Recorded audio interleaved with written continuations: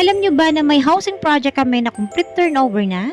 Plus, tabing highway lang at along Tansa, Cavite lang ito. Paglabas mo nga ng gate ay makikita mo na ang bus papunta sa PITX. May mga jeep din papunta sa Bacoor area at Imus area.